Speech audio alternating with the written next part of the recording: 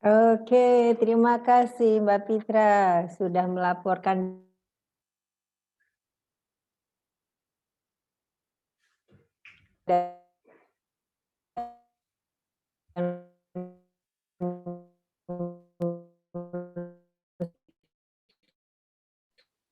Chris kayaknya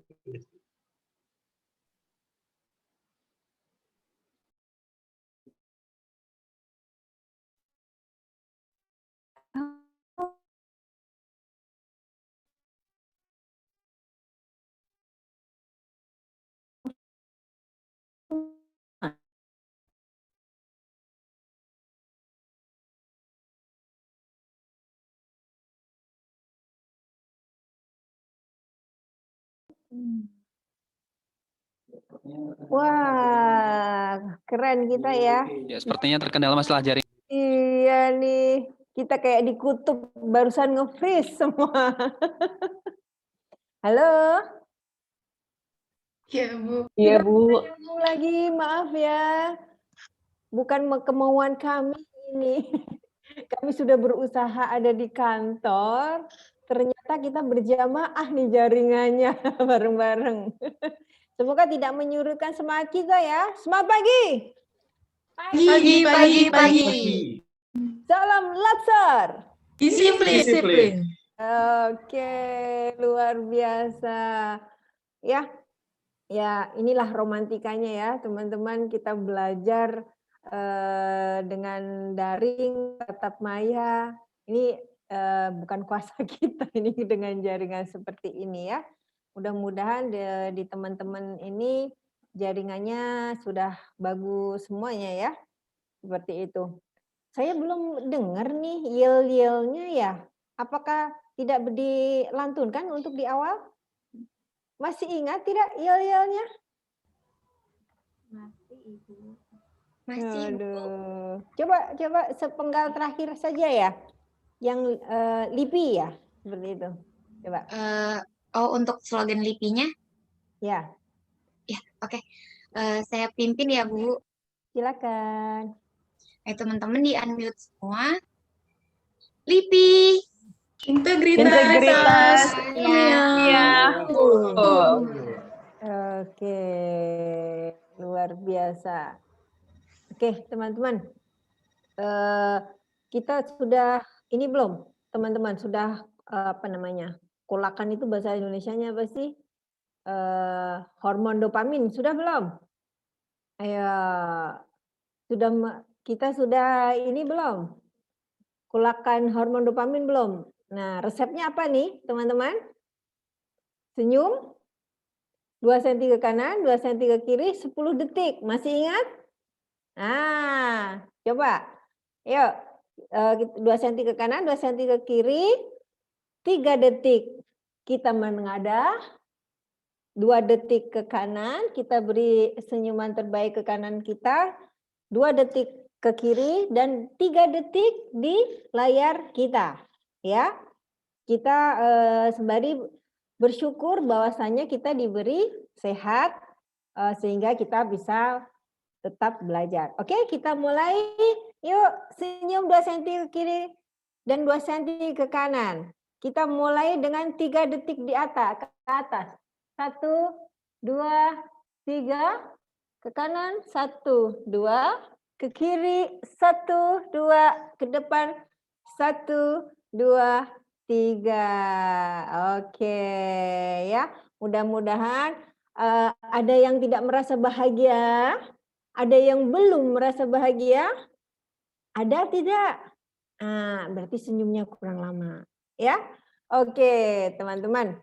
Di siang ini yang saya lihat wah wajahnya itu penuh semangat, kita akan berdiskusi ya. Kita mengajak teman-teman untuk berdiskusi.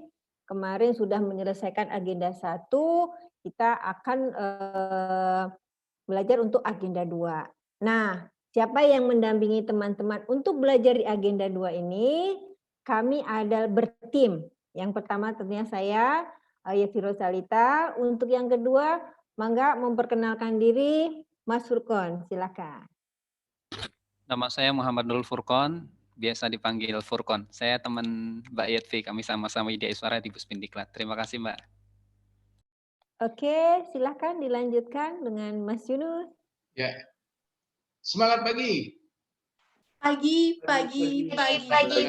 Oke, tetap semangat ya. Ya, nama saya Yunus, M. Yunus Zulkifli. Saya di Widya Iswara juga, dan kebetulan saya sekarang di subkoordinasi Kediklatan kawasan Jakarta. Jadi saya sekarang ngantor di Gedung LIPI Cikini di Jakarta Pusat. Terima kasih. Oke, terima kasih. Yang terakhir nih dan tidak kalah pentingnya. Oke, wah, yuk Mbak, 6 detik. Silahkan. Baik, Assalamualaikum warahmatullahi wabarakatuh.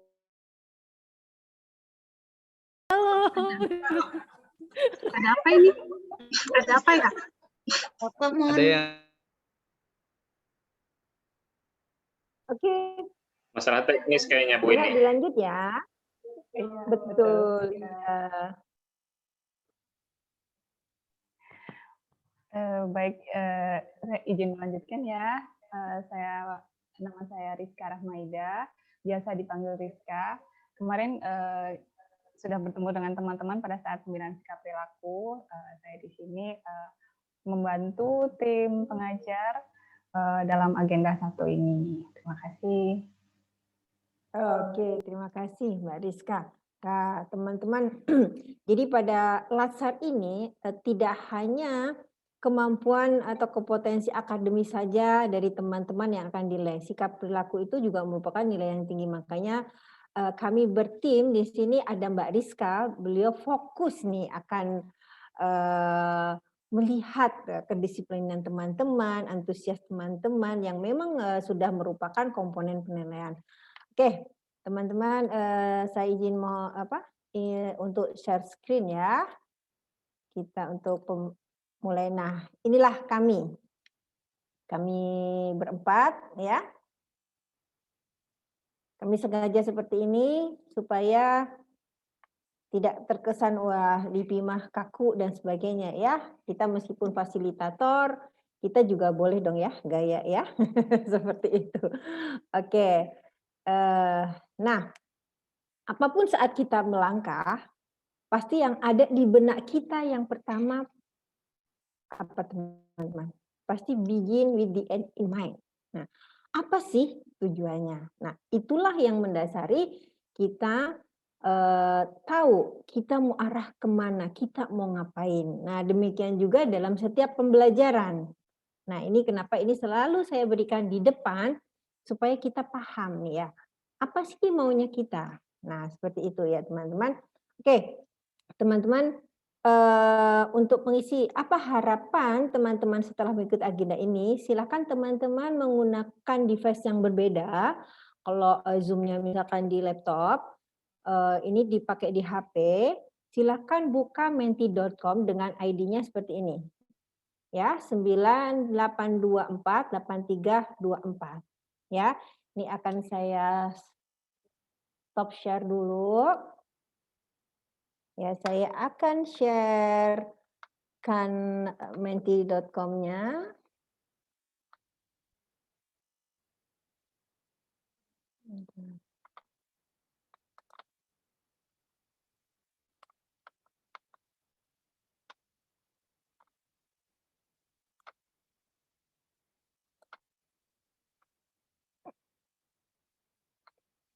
Belum terlihat ya. Bentar.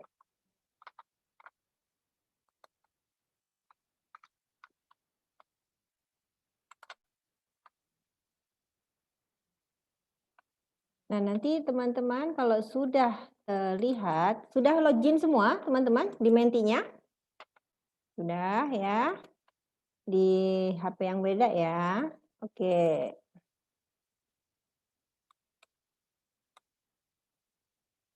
Oke, teman-teman silahkan tuliskan harapannya setelah mengikuti materi agenda 2 ini apa? Silahkan dituliskan. Boleh diberikan nama di bawahnya. Dapat memiliki dan sesuai dengan nilai PNS. Oke. Selanjutnya dapat menjadi PNS yang selalu berupaya untuk mengimplementasikan nilai dasar ASN yaitu aneka. Kemudian menjadi ASN yang berintegritas. Oke, lanjut. Memahami, menguasai, dan mengamalkan materi. Oke, dapat menjadi PNS yang profesional, akuntabel, jujur, mampu menjadi ASN yang akuntabel, beretika, bermutu, anti korupsi, dan menjadi ASN yang bertanggung jawab. Oke, memahami lebih dalam dan apa ini rasanya kepotong ya. Dapat memahami perilaku ASN sesuai sehingga dapat diamalkan dalam melakukan pekerjaan. 1, 2.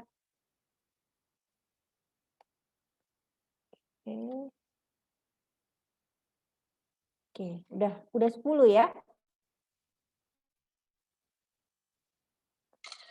Oke. Tapi ini tidak bisa. Nah, ini menjadi ASN bertanggung jawab, dapat memahami, mengimplementasi, dapat memahami lebih dalam mengimplementasikan dasar ASN. Nah, pertanyaan kedua nih teman-teman, apa sih pentingnya bagi rekan-rekan memahami nilai dasar PNS tersebut? Nah, apa pentingnya? Tadi kan termasuk harapannya teman-teman tadi kan paham nilai dasar PNS, ya kan? Kemudian bisa mengimplementasikan. Sebetulnya apa pentingnya bagi rekan-rekan memahami nilai-nilai tersebut? Silakan dituliskan dan dengan tulis nama di belakangnya.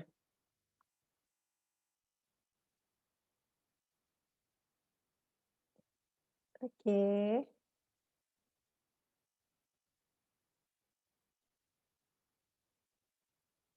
Sebetulnya nggak terlalu penting, Bu. Wah, penting banget, Bu. Gitu. Apa coba? Aduh, ini rasanya kayaknya bikin KTI ya nih, panjang-panjang ini. Apa ini pentingnya? Sedang-sedang saja, Bu. Gitu kan. Detiknya panjang kayaknya. Iya nih, kayaknya mau bikin KTI nih, padahal. Ayo. Apa nih pentingnya? Apa sih pentingnya? Oke, sebagai dasar dalam bekerja untuk menuju PNS yang berintegritas, Mas Daniel. Mbak Sri, sangat penting karena dengan mengetahui apa yang nilai dasar PNS dapat menerapkan. Kemudian Mbak Maria, penting sekali. Mbak Nisrina, penting. Supaya dapat, Mbak Mari nih, supaya bisa mengaktualisasikan. Kemudian Mbak Fitria, penting supaya dapat memiliki bekal, Mas Jaka. Oke, terima kasih teman-teman. Jadi sepakat ya bahwasanya memahami dan mengimplementasikan nilai-nilai dasar PNS itu penting dan sangat penting ya buat rekan-rekan semuanya ya. Oke, terima kasih. Oke, saya stop share dulu. Jadi sepakat ya, tadi hasil tadi bahwasanya itulah yang membuat teman-teman semangat belajar karena ternyata memang nilai-nilai ASN itu adalah penting bagi teman-teman. Sudah terbukti nyata tadi surveinya ya. Oke. Nah, dalam agenda 2 ini kami fasilitator, membantu untuk menginternalisasi nilai-nilai dasar PNS secara profesional sebagai pelayan masyarakat yang meliputi kemampuan beraktualisasi, mengedepankan kepentingan nasional, menjunjung tinggi standar etika publik, berinovasi untuk meningkatkan mutu pelaksana tugas jabatannya, dan tidak korupsi dan mendorong percepatan pemberantasan korupsi di lingkungan institusi yang tadi sudah dipaparkan dengan gamblang pastinya ya, lugas dan sangat mudah dipahami oleh Mbak Dian ya, Budira dari KPK tadi ya. Seperti itu. Ternyata insya Allah bisa ya kita menghindari tindak korupsi dan membantu untuk menjadi di situasi yang bebas korupsi. Nah, di agenda 2 ini yang kita pelajari adalah yang pertama akuntabilitas. Di sini peserta nantinya harus mampu mengaktualisasikan nilai-nilai akuntabilitas pelaksanaan tugas jabatannya. Kemudian yang kedua nasionalisme, yaitu bisa mengaktualisasikan Pancasila sebagai nilai dasar nasionalisme. Kemudian yang ketiga etika publik, yaitu mengaktualisasikan nilai dasar etika publik.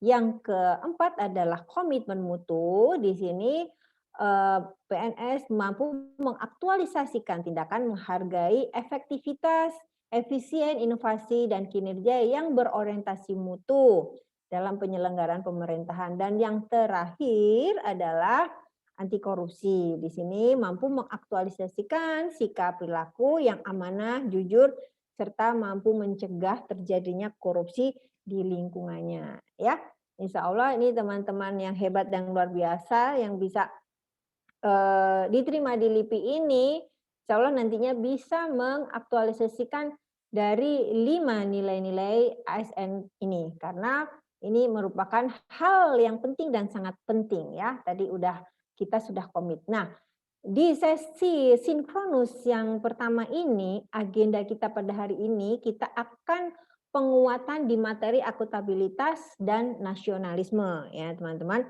Karena kita nanti kan paling tidak ada 4 kali sesi sinkronus dan dalam agenda 2 ini ada 5 mata pelatihan sehingga kita akan melakukan penguatannya secara bertahap. Untuk yang pertama ini kita akan penguatan materi tentang akuntabilitas dan nasionalisme. Aidi, boleh di-unmute. Ya, siap ya. Oke. Nah, sudah baca modul teman-teman? Sudah, Bu. Sudah, oke, sudah memahami, sudah melihat videonya, kemudian sudah melihat bantayangnya, sudah ya? Sudah dilewati semuanya ya? Kira-kira nempelnya berapa persen nih? Boleh di chat, nempelnya berapa persen? Wah, masih 100% Bu, gitu ya. Oke. Kita validasi nih, nempelnya berapa persen sih? Ya. Nah, di menti.com yang sama, tadi teman-teman belum sign out kan? Kita lanjutkan lagi yuk. Kita bermain lagi di menti.com. Sembari kita mereview materi dari akuntabilitas. Oke? Siap? Oke. Kami share lagi nih untuk menti.com-nya.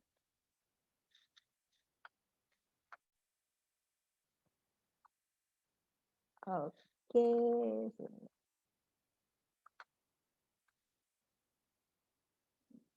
Oke. Yang join sudah berapa nih? 3. Yuk yang lain. 5. 6. 7. 8. 2 lagi. Oke. 1 lagi. ID-nya nama sesungguhnya ya. Jangan mawar semangka jeruk ya. 1 lagi, siapa yang belum? Saya Ibu, mohon maaf belum bisa masuk. Oh, aduh, diketok. Assalamualaikum.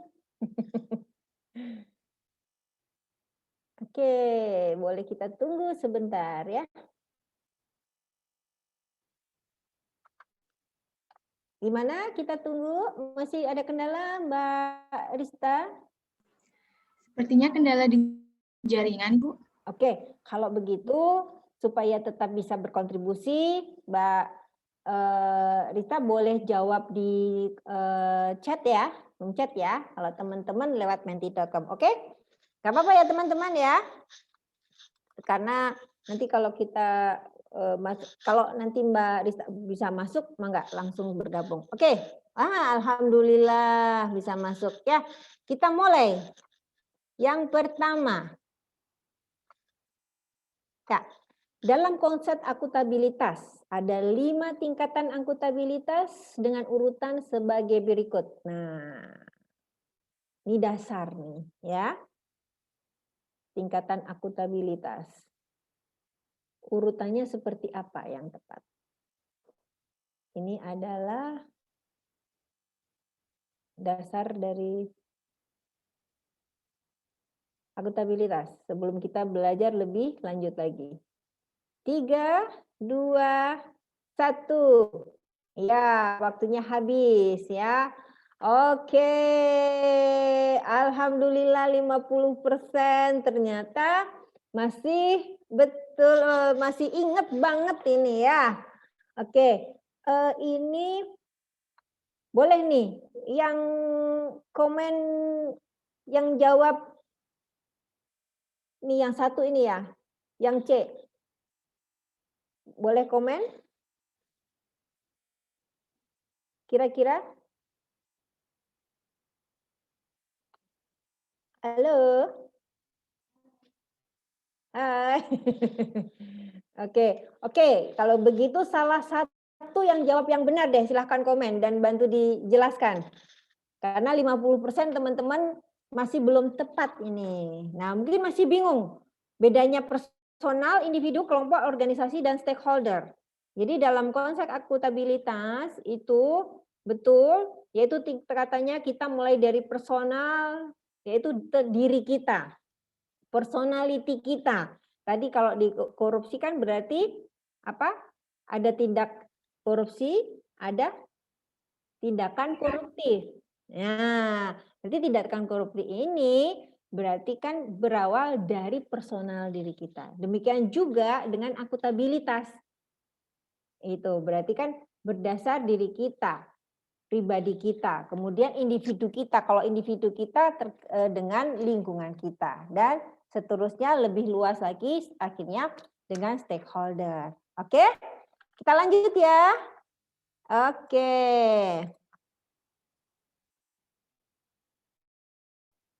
Oke, pertanyaan kedua.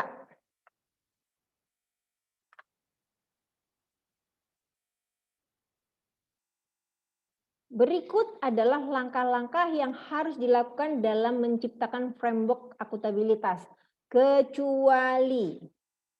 Nah, dalam teman-teman mengimplementasikan akutabilitas, teman-teman punya framework yang harus teman-teman lakukan.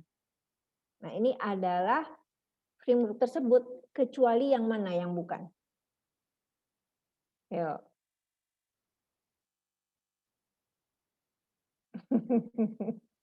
Mbak Sri senyum-senyum. Ayo.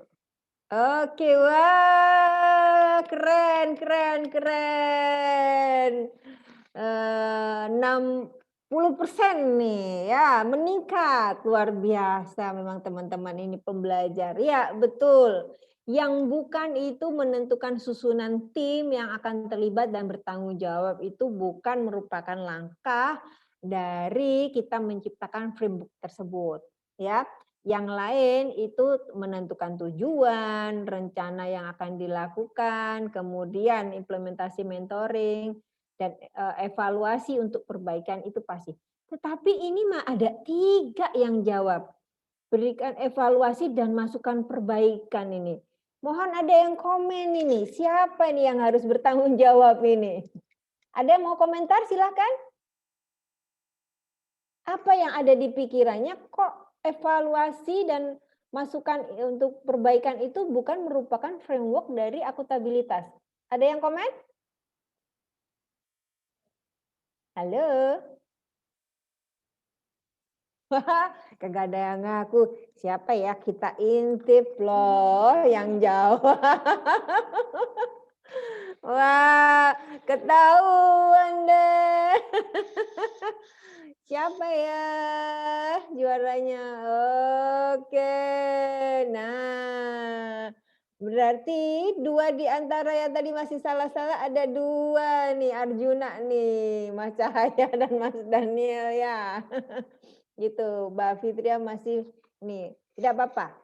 Ini adalah proses belajar ya. Kita tetap semangat. Yuk, mudah-mudahan dengan kita mereview dengan ini jadi lebih mengingatkan kita ya, teman-teman. Kita lanjut, tetap semangat. Oke? Nah, pertanyaan ketiga.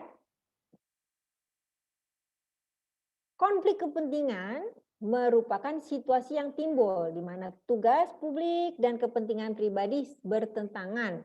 Berikut konflik kepentingan keuangan, kecuali. Nah, yang dipahami teman-teman berarti kan ada konflik kepentingan yang non keuangan. Itu yang mana kira-kira?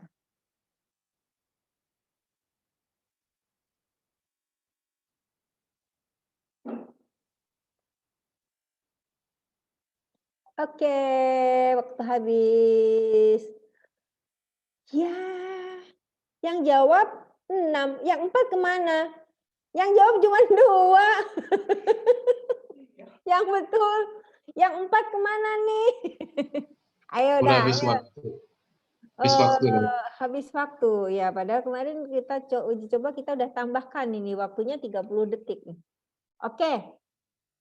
Volunteer yang jawab betul boleh ngasih penjelasan pada rekan-rekannya. Ini merata banget ya, semuanya ada yang jawab. Oke, yuk. Yang jawab C, yang betul. Saya, Bu. Boleh, iya komen. Silakan, Mbak Nisrina ya. Iya. Sebenarnya sih karena tadi membandingkan antara pilihan satu dan lainnya, menurut saya yang nomor 3 itu tidak terlalu di keuangannya ya Bu, bukan masalah konflik kepentingan itu, mungkin bukan di bidang keuangan gitu Bu. Jadi saya tadi pilih itu sih Bu. Iya, oke. Ya betul, memang yang 2 itu betul non keuangan. Nah, saya ingin komennya juga ini. Yang menjawab A, B, D, dan E. Ya. Boleh ada reasonnya. Yuk kita diskusi aja sembari diskusi di sini. Yuk. Halo. Hai. Ini kelompok 2 ini saya tahu ini banyak grup yel-yel loh. Harusnya semangat loh ini ya. Ayo, enggak apa-apa. Enggak dinilai kok ini, maksudnya wah mengurangi nilai saya, tidak. Justru lebih kejujuran. Oh iya Bu, saya jawab A karena ini. Nah, ya. Yang jawab A siapa satu orang? Halo. Yang jawab B? Waduh, ini yang jawab siluman semuanya ya. Nggak ada yang mengakui. Nah, ini akutabilitasnya gimana nih ya? Ya, jadi yang A, B, D, E ini adalah konflik kepentingan yang dengan keuangan. Jadi nanti teman-teman pasti harus bisa memilah ya. Di situasi konflik kepentingan ini adalah nilai yang mendasar pada mata diklat akutabilitas. Nah, kepentingan mana yang harus didahulukan? Ya kan, seperti itu. Nanti banyak contoh-contoh kasusnya, misalkan teman-teman nanti ada yang bawa kendaraan dinas? Belum ya. Nah, di situasi kendaraan dinas itu, boleh nggak dipakai pribadi kita? Kan kita ya sering melihat, tapi di sana ya insya Allah di LIPI nggak ya? Misalkan plat merah dipakai jalan-jalan, itu boleh nggak teman-teman? Tidak boleh Bu. Kenapa Mbak? Karena kan kendaraan dinas itu kita diamanahkannya untuk melancarkan kita dalam melakukan tugas-tugas dinas. Jadi bukan ya seharusnya tidak dilakukan untuk kepentingan pribadi kita gitu. Misalnya untuk ngantar anak sekolah gitu kan, itu kepentingan pribadi ya Bu. Tapi kalau misalnya digunakan untuk menghadiri rapat atau membeli peralatan atau barang-barang yang emang dibutuhkan oleh kantor, mungkin beda lagi ya.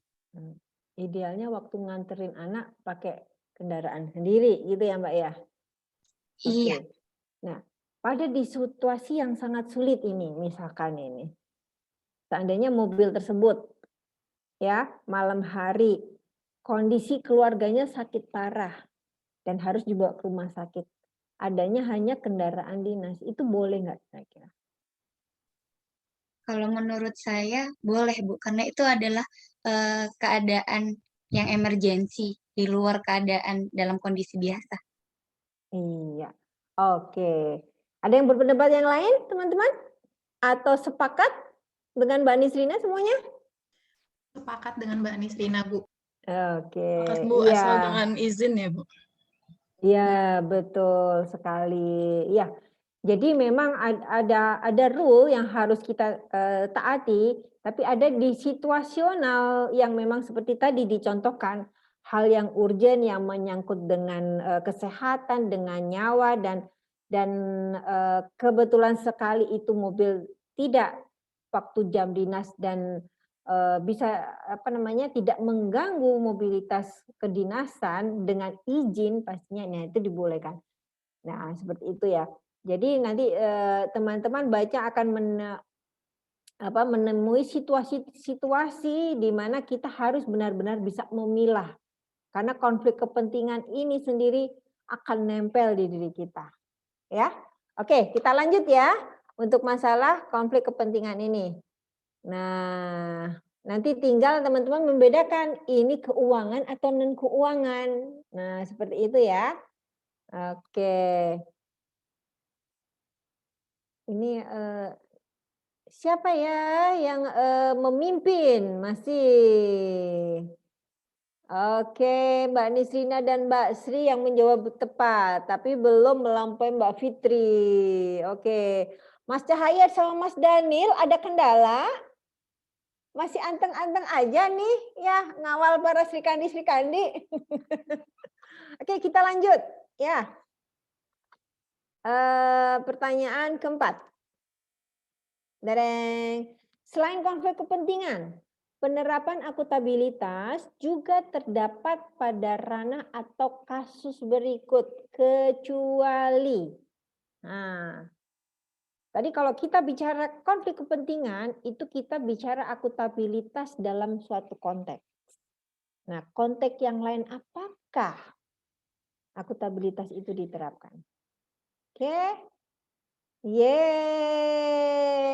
alhamdulillah 50%. 50% teman-teman menjawab tepat.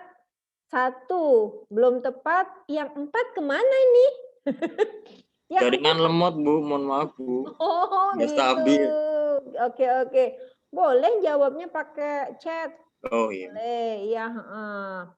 Nah, ada yang berkomentar nih, ada yang mau memberikan komentar nih. Saya mau mengaku, Bu. Oh, oke, keren. Silakan. Apa Mbak pengakuannya, Mbak? Pengakuannya saya satu-satunya yang menjawab salah di sini, Bu. Menjawab transparansi dan akses informasi. Oke, apa yang ada di benak Mbak Sri? Kok itu bukan merupakan ranah dari akuntabilitas? Nah. Saya salah membaca sebenarnya, Bu. Jadi saya bacanya penerapan akuntabilitas terdapat ya gitu, pokoknya intinya dalam pikiran saya yang mana yang paling cocok dengan akuntabilitas. Paling cocok adalah transparansi, begitu saya mikirnya. Mohon maaf. Ada koma kecuali, nggak apa-apa. Dimaafkan Mbak, kan kita mau lebaran, mau puasa dulu ya. Oke, betul ya. Jadi transparansi dan akses informasi itu memang kita harus jaga, ya. Harus akuntabel sebagai seorang ASN, ya. Sehingga apalagi kita di institusi LIPI, ya kan? Nah, LIPI masyarakat yang paling besar adalah peneliti. Tetapi kita yang non peneliti pun kita bisa mengadop gaya hidup nih, ya, saya bilang. Ya, prinsipnya peneliti. Kalau peneliti apa? Boleh salah tapi tidak boleh bohong. Ya, itu prinsipnya. Kalau di luar sana kan ada nggak boleh salah, tapi boleh bohong, tapi nggak dilip itu di sana. Tapi nggak tahu itu dulu ya, zaman dulu ya, sebelum lasar aneka yang kalau yang sekarang generasi sekarang sih sudah insya Allah mudah-mudahan tidak ada ya. Jadi memang transparansi dan akses informasi itu kita harus jaga dan kita harus berikan kepada orang yang tepat. Kita tidak diperkenankan untuk menutupnya gitu lah. Kita mengakuisisinya juga tidak. Yang kedua adalah praktek kecurangan, fraud dan perilaku korupsi. Nah, jelas ya.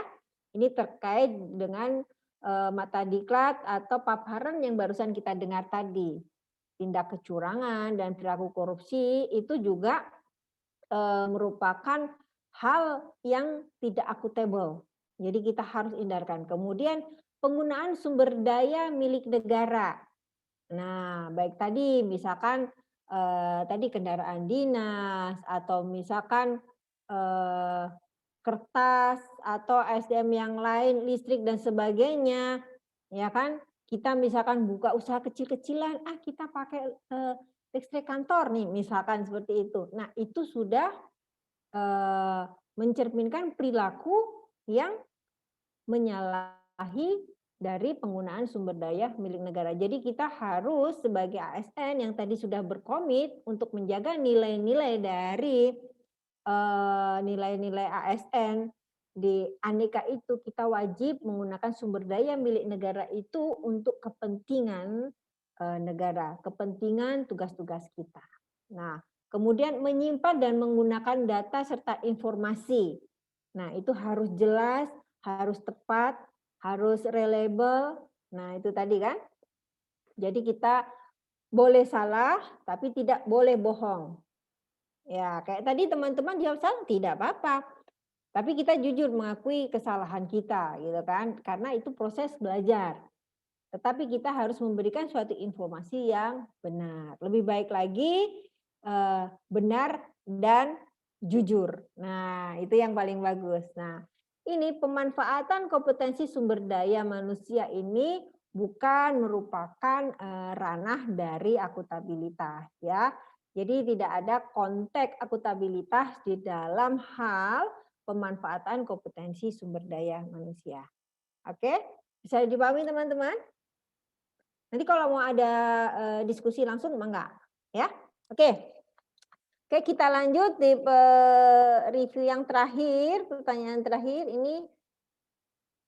Siapakah yang memimpin? Mas Cahaya sudah mulai bergerak. Oke. Wah, Mbak Fitri yang masih tetap memimpin. Oke, kita yang terakhir, kita lanjut yang terakhir. Nah, personal behavior yang diharapkan dari seorang PNS yang akuntabel adalah sebagai berikut, kecuali personal behavior. Jadi, tadi apa yang disampaikan Mbak Dina kan? Apa yang kamu pikirkan akan jadi perkataan. Apa yang kamu katakan akan jadi perbuatan. Apa yang jadi perbuatan akan jadi kebiasaan. Nah, dan seterusnya. Ya, ini juga seperti itu. Oke, ya. Oke, 50%. Alhamdulillah menjawab dengan tepat. Ya.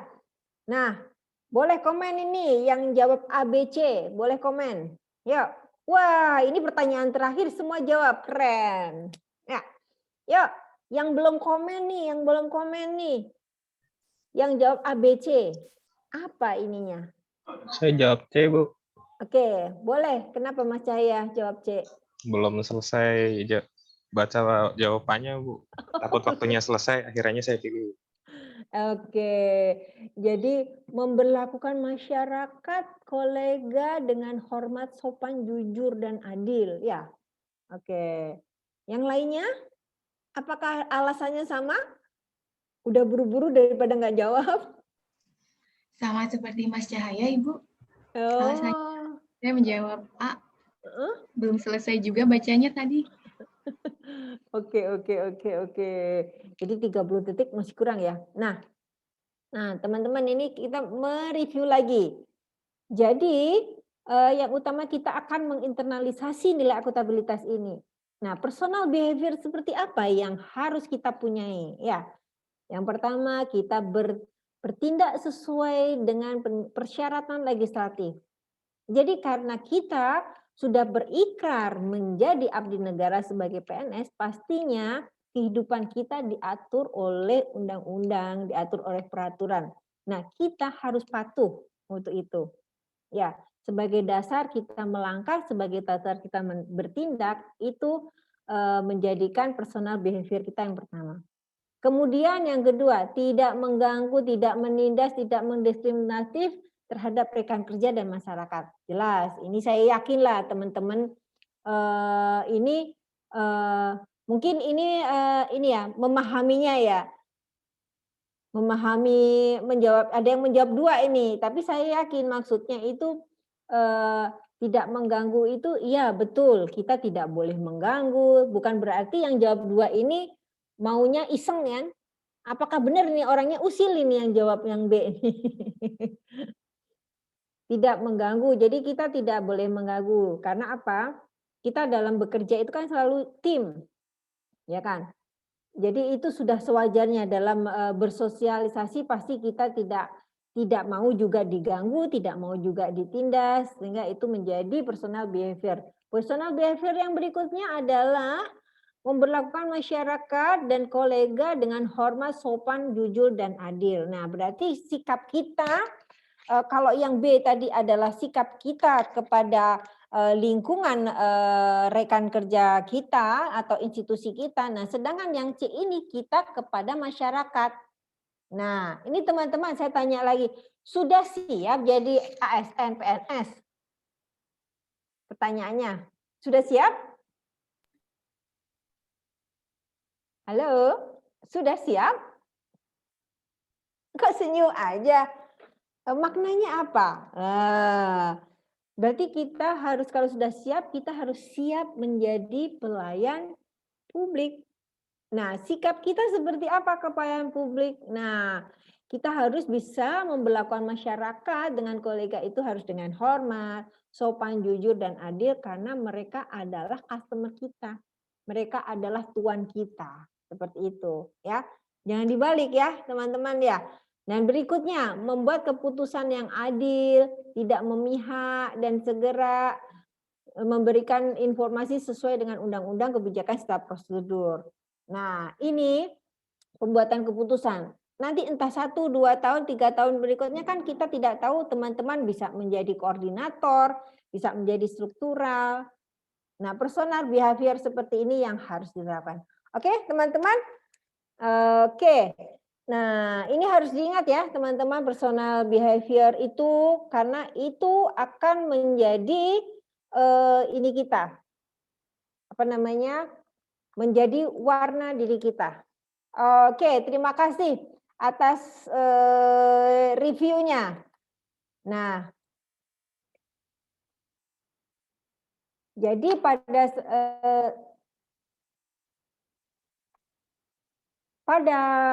akuntabilitas ini yang harus kita internalisasi yang pertama yaitu konsep dari akuntabilitas itu sendiri, kemudian mekanisme logika operasional akuntabilitas dalam konteks organisasi dan menjadi PNS yang akuntabel. Nah, nilai-nilai inilah yang harus teman-teman internalisasikan dalam melaksanakan tugas jabatannya. Tadi yang seperti teman-teman komitkan ya. Jadi apa itu nilai-nilai dari aktualisasi yang harus kita ingat? Yang pertama adalah 1, konflik kepentingan. Yang kedua, netralitas sebagai seorang ASN, PNS, kemudian adil dalam layanan publik. Yang terakhir adalah perilaku yang konsisten. Yang konsisten di sini berarti berdasarkan dengan sistem peraturan yang berlaku. Nah, itu teman-teman review dari mata diklat akuntabilitas. Ada yang mau diskusi? Halo?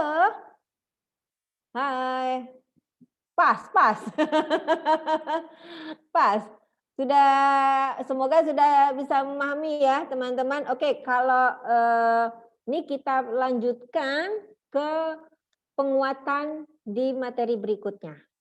Ya, silakan. untuk penguatan nasionalisme. Oke. Silakan Mas Furqon. Baik, terima kasih Bu Yatvi. Bismillahirrahmanirrahim. Teman-teman, berjumpa ya. Bukan berjumpa lagi, karena kemarin saya mendampingi di kelompok 4. Kalau kelompok 2 di agenda 1 kemarin dengan siapa ya? Pak Hamdan atau Pak Tahir Nafsan? Siapa? Pak Hamdan. Oh, Pak Hamdan dengan Pak Mas Nino ya, dengan Mas Nino.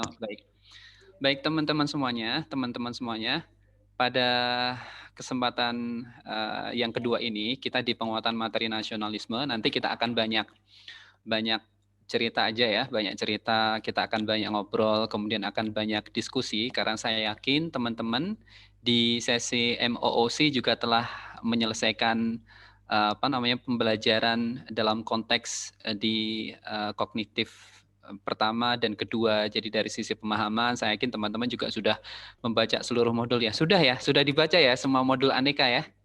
Sudah? Insya Allah, Pak. Insya Allah.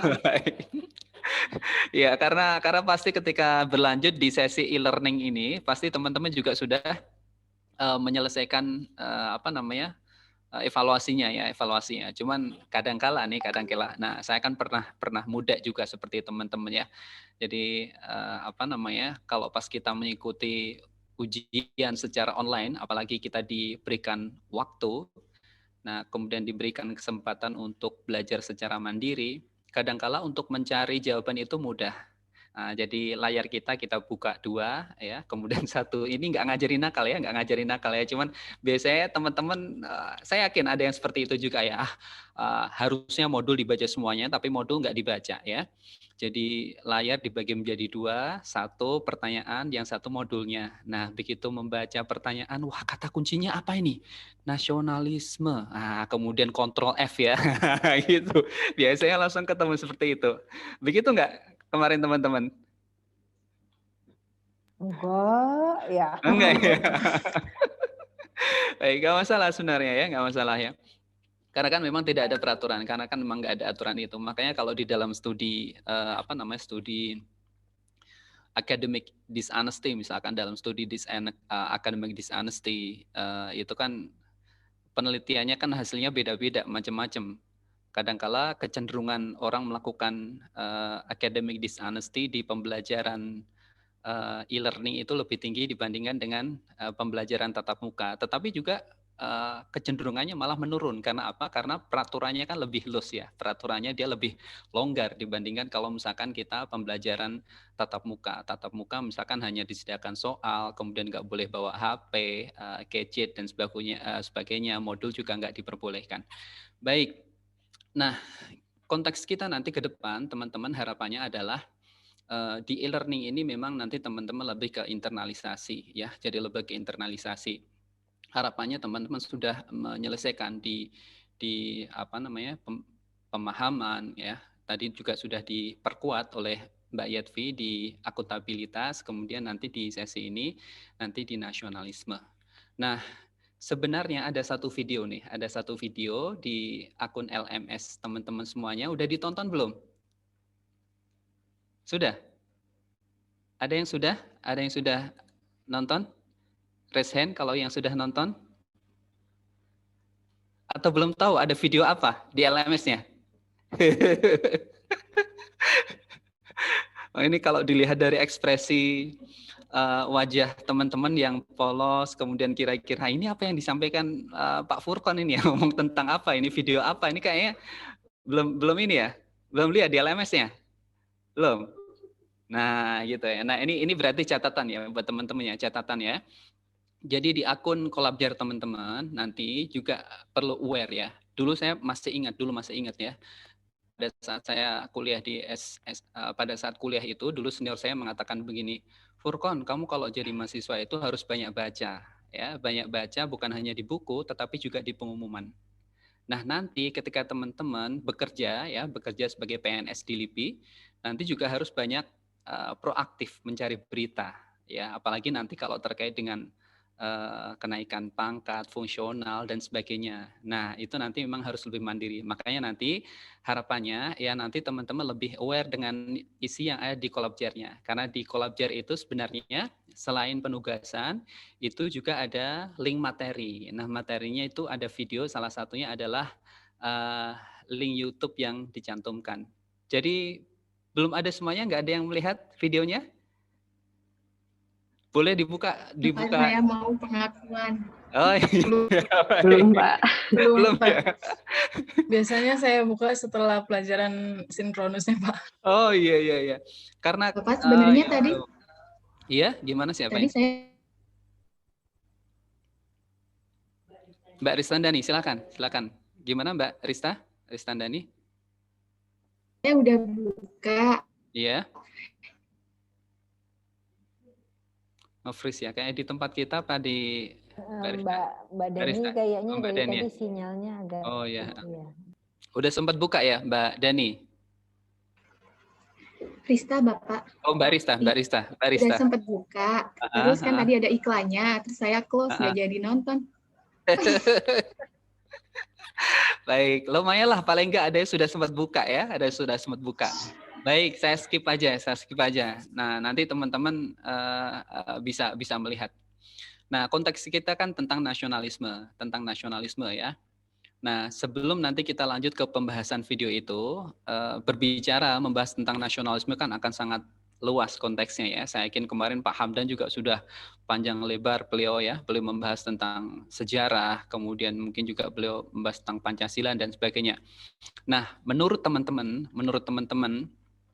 ketika kita berbicara tentang nasionalisme ya, apa yang ada di dalam benak teman-teman itu? Nah, silakan ditulis di kolom chat. Silakan semuanya. Ketika kita berbicara tentang nasionalisme, ya, apa yang ada di dalam benak teman-teman? Mungkin bagi saya nasionalisme itu adalah pengabdian, adalah pengorbanan, adalah perjuangan. Silakan, ya, silakan. Waktu dimulai dari sekarang. Ayo, silakan. Ditulis di chat aja nanti, ya. Nah, ini Mas Cahaya nih Indonesia. Ayo, yang lainnya silakan. Baik. Ya, ini Mas Cahaya Indonesia. Mbak Maria menerap rasa cinta tanah air. Mbak Hairun ya, kesatuan. Nisrina, nasionalisme itu rasa satu. Bias karena satu suku, bahasa dan lain-lain. Baik. Pahlawan, nasionalisme itu rasa atau tekad untuk berjuang untuk Indonesia. Menanamkan nilai Pancasila dalam diri, bangga terhadap Indonesia, bangga menjadi warga negara Indonesia, kesetiaan terhadap negara. Bangga menjadi warga negara Indonesia, kesetiaan terhadap negara. Nah, luar biasa juga ini. Nah, baik. Saya akan bertanya nih, misalnya ya. Kemarin kan sempat ramai ya, kasus All England. Ya, sempat ngikutin ya teman-teman ya. Sempat ngikutin All England. Nah, begitu kita mencari berita-berita tentang All England itu, kita pernah dengar ada salah seorang atlet Indonesia yang namanya adalah Hendrawan. Pernah dengar? Nah, saat ini ada yang tahu nggak Hendrawan itu sekarang menjadi pelatih di mana? Malaysia. Nah, siapa ini yang jawab? Mas Daniel ya? Betul Mas Daniel ya. Dan salah satu anak didiknya itu kan siapa? Anak didiknya? Lee Chong Wei. Nah, luar biasa ini. Baik. Nah, kemudian kemarin yang terakhir juga dia udah lama kan hijrah ke Malaysia. Nah, kira-kira kalau misalkan begitu, kan banyak sekali kita temukan ya, atlet-atlet, apalagi pebulu tangkis Indonesia itu yang kemudian mereka diminta menjadi pelatih di negara-negara lain. Ada yang di Malaysia, ada di Denmark, kemudian ada di Jepang dan sebagainya. Nah, menurut teman-teman itu bagaimana? Kira-kira apakah mereka itu tidak memiliki rasa nasionalisme nggak? Gimana? Silakan, ada yang mau menyampaikan? Mungkin dari Mas Daniel dulu tadi yang menjawab. Gimana menurut Mas Daniel? Ya. Ya, kalau dikaitkan sama dengan profesi ya, itu kan profesi juga berarti ya Pak ya. Baik. Kalau profesi kan memang harus profesional memang. Oke.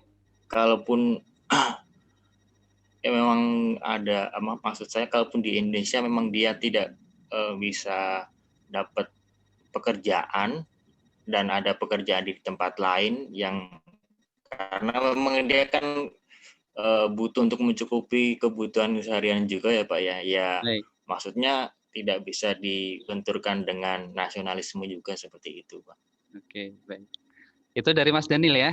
Terima kasih Mas Daniel. Ada yang mau menyampaikan pendapat yang berbeda dengan Mas Daniel atau mendukung Mas Daniel, silahkan.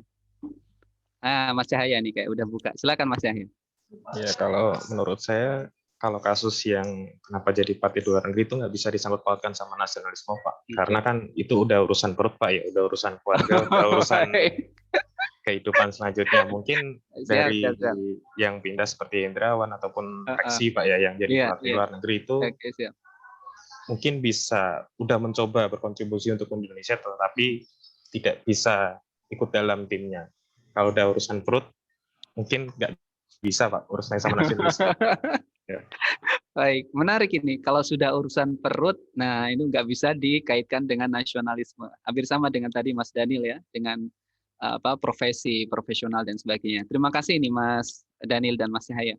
Ada lagi yang lain? Ini kurang satu ini. Mas siapa? Mas Jaka ya. Ini silakan Mas Jaka. Silakan Mas Jaka menyampaikan pendapat nih. Sebelum nanti yang Srikandi silakan. Ya, kalau menurut saya hampir sama sih Mas, seperti pendapatnya Mas Daniel dan juga Mas Cahaya. Menurut saya kan nasionalisme itu bukan hanya tentang diri kita pribadi, tapi tentang suatu sistem. Misalnya di negara Indonesia ini, apabila mungkin dari sistem atau dari pemerintah atau dari organisasinya kurang bisa menghargai atau mendukung para atlet-atlet yang berprestasi untuk bisa berkarya lebih di Indonesia, maka mungkin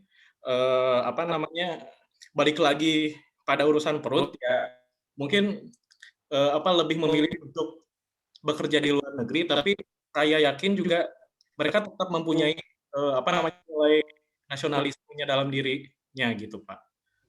Gitu menurut saya sih seperti itu. Terima kasih Mas Jaka. Nah, ini hampir sama ya, dari tiga laki-laki ini, dari Mas Daniel, Mas Cahaya, kemudian Mas Jaka. Baik, itu kalau perspektif dari tiga bapak-bapak yang ada di kelas ini.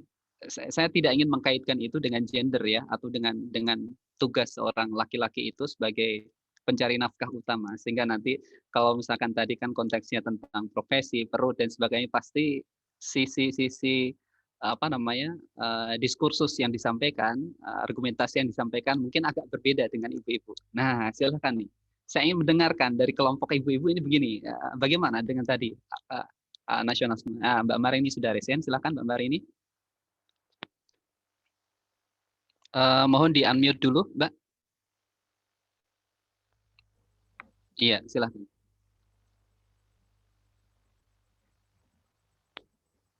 Izin memberikan contoh terkait kasus tersebut. Baik, silakan. Pekerjaan di luar negeri itu mungkin tidak bisa digeneralisasikan. Dia tidak memiliki rasa nasionalisme. Saya ingin memberikan contoh bahwa Ibu Sri Mulyani, beliau juga pernah menjabat sebagai Direktur Pelaksana Bank Dunia. Namun saat Indonesia membutuhkan, beliau balik lagi ke Indonesia menjadi Menteri Keuangan. Oke, baik. Jadi nggak bisa nih ya, konteks dengan tadi ya, nasionalisme. Baik, terima kasih Mbak Marini. Ada lagi yang lain? Silakan.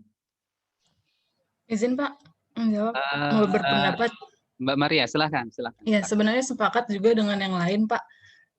Bekerja di luar negeri bukan berarti dia tidak memiliki rasa nasionalisme, cuma kan melihat peluang atau kesempatan dalam bekerja ya Pak. Mungkin Pak Hendrawan itu sebenarnya mau juga menjadi pelatih di Indonesia, tapi tidak ada kesempatan gitu. Jadi dia melihat kesempatan yang lebih besar di luar negeri, diambil itu. Namun rasa nasionalismenya juga mungkin dia belum tentu mengharapkan Indonesia kalah kan gitu Pak. Dalam menjalankan profesinya melatih atlet di luar negeri kan bukan berarti dia mengharapkan Indonesia tidak lebih baik dari Malaysia begitu Pak. Baik, baik. Terima kasih. Terima kasih ya. Jadi tetap melatih di Malaysia, tapi mudah-mudahan Indonesia yang juara gitu ya. Baik, satu lagi dari ibu-ibu, nanti kemudian baru kita lanjutkan bahasanya. Silakan, siapa? Mbak Marini, Mbak Maria sudah. Satu lagi siapa? Ini kayaknya yang sudah mau ngomong tapi ragu-ragu ini siapa? Saya tunjuk aja deh. Mbak Sri. Nah, silakan nih Mbak Sri. Gimana? Kalau saya sendiri mungkin karena saya tidak begitu mengerti tentang badminton ya Pak, atau tentang bulu tangkis ya Pak. Jadi saya malah mengibaratkannya kayak peneliti Pak, karena sekarang di LIPI. Kenyataannya kan di LIPI kemarin pada saat buka pendaftaran buat diaspora banyak yang nggak daftar ya Pak, banyak yang lebih memilih untuk bekerja di luar negeri.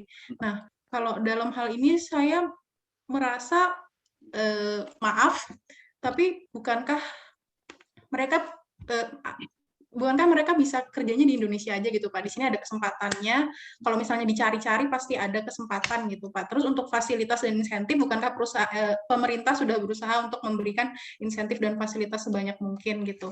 Nah, untuk yang tadi Bapak pelatih yang memutuskan untuk melatih di tim Malaysia, sekali lagi saya masih belum begitu paham, jadi mungkin akan salah ngomong, tapi apakah benar di Indonesia benar-benar tidak ada kesempatan kerja untuk beliau? Beliau kan pelatih yang sangat hebat gitu Pak. Masa sih pemerintah Indonesia tidak mau memberikan insentif atau fasilitas yang memadai untuk beliau di Indonesia gitu. Sekali lagi maaf kalau ada salah ngomong. Terima kasih. Ya, silakan. Enggak itu kok, enggak akan dihukum kalau salah ngomong kok Mbak Sri. Terima kasih teman-teman. Baik, menarik ini diskusinya ya. Nah, kenapa itu saya sampaikan di awal ketika kita membahas tentang nasionalisme ini di kelas ini, satu hal yang perlu kita catat adalah bahwa status teman-teman ketika sudah diterima di LIPI, kemudian mengikuti diklat SAR ini, apalagi nanti ketika dinyatakan lulus, kemudian mendapatkan SK, diangkat sebagai PNS, itu akan berbeda dengan warga negara biasa. Ya, itu yang perlu dicatat. Jadi dalam konteks Pak Hendrawan tadi, ya, memang betul ya yang disampaikan dengan teman-teman. Kita tidak bisa menjudge beliau bahwa beliau tidak memiliki rasa nasionalisme, karena kan di dalam Instagram beliau juga beliau sampaikan ya bahwa sebagai bukti nasionalisme saya itu juga telah mempertahankan Piala Thomas misalkan, juga sudah menyumbangkan banyak prestasi ke Indonesia begitu kan. Nah, bukan karena saya menerima pekerjaan di luar ini kemudian saya dituduh tidak memiliki rasa nasionalisme, karena memang betul kondisi yang ada di Indonesia memang tidak sesuai dengan yang idealnya ya.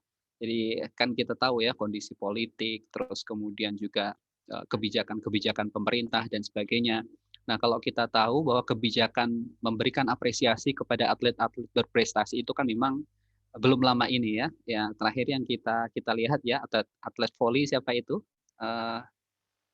Yang gendernya berubah. Aprilia Manganang ya. Nah, itu kan akhirnya diapresiasi ya, masuk di TNI. Jadi itu adalah bagian apresiasi dari pemerintah. Nah, Pak Hendrawan mungkin bukan ASN, bukan PNS. Tetapi ketika konteks itu terjadi pada diri Bapak Ibu, nah konsekuensinya akan berbeda. Saya akan memberikan ilustrasi begini ya. Teman-teman ini kan baru berapa bulan ini bekerja di LIPI. Bukan diterimanya ya, tapi berapa bulan betul-betul bekerja di LIPI. Misalnya sudah mendapatkan penugasan dari pimpinan dan sebagainya. Berapa? 3 bulan sudah ada? Sekitar 2 bulan. Sekitar 2 bulan. 3 ya, ada yang 2 bulan, ada yang 3 bulan. Baik, motivasi untuk masuk di LIPI pasti akan sangat banyak ya, pasti akan sangat banyak. Ada yang mungkin motivasi terbesar sebagai sarana untuk bisa studi lebih lanjut, melanjutkan di S2, S3 dan sebagainya, karena barangkali mungkin akan prospeknya lebih besar ketika masuk di LIPI.